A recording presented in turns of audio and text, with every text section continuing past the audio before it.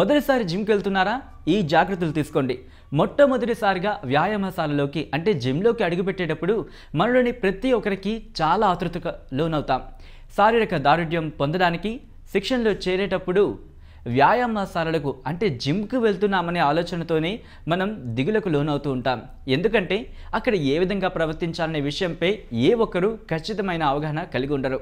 ఆ విషయాల గురించి మనం ఒకసారి తెలుసుకున్నట్లయితే అన్ని రకాల ఆందోళన నుండి విముక్తి పొందవచ్చు. కాబట్టి అధిక ప్రయాస పడకుండా వ్యాయామశాలలో అంటే జిమ్లో తరచుగా మనల్ని ఇబ్బందికి గురిచేసి కొన్ని పొరపాట్ల గురించి తెలుసుకుందాం.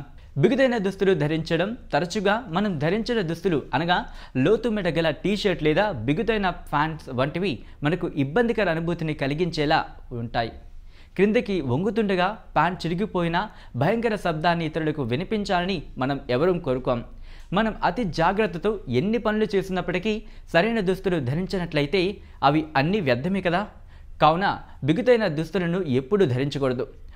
వార్మప్కి తగినంత సమయం కేటాయించడం లేదా?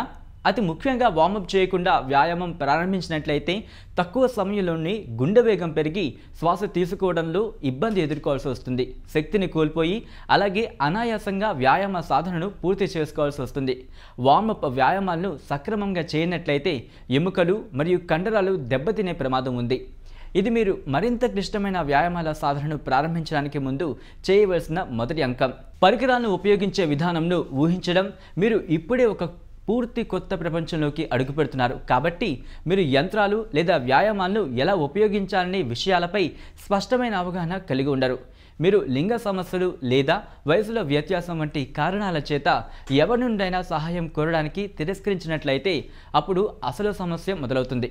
కావున సంశయాలన్నింటినీ ప్రక్కకు వదిలివేసి లేదా ఇంకా మెరుగైన అంశం ఏంటంటే శిక్షకుడు అందుబాటులోనే ఉన్నట్లయితే అతని సహాయంను తప్పక తీసుకోవాలి. కండరాలను ఎముకలను అతి శ్రమకు గురి చేయకూడదు.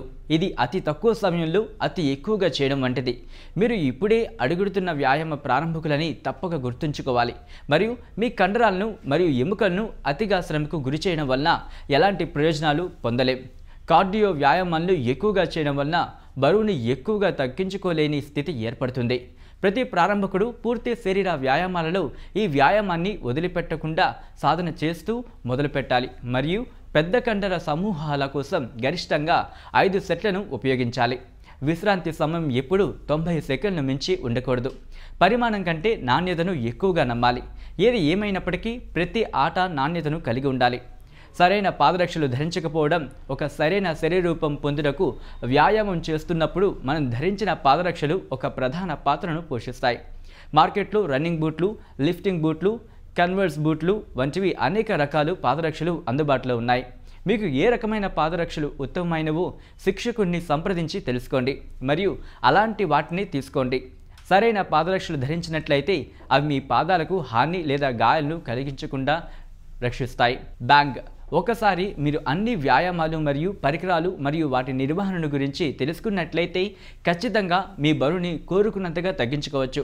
మీరు వ్యాయామశాలలో ఉన్నప్పుడు ఈ పొరపాట్లను చేయకూడదని గుర్తుంచుకోవాలి మరియు తద్వారా మీరు పూర్తి ఆత్మవిశ్వాసంతో మరియు ఆరోగ్యంతో బయటికి రావచ్చు.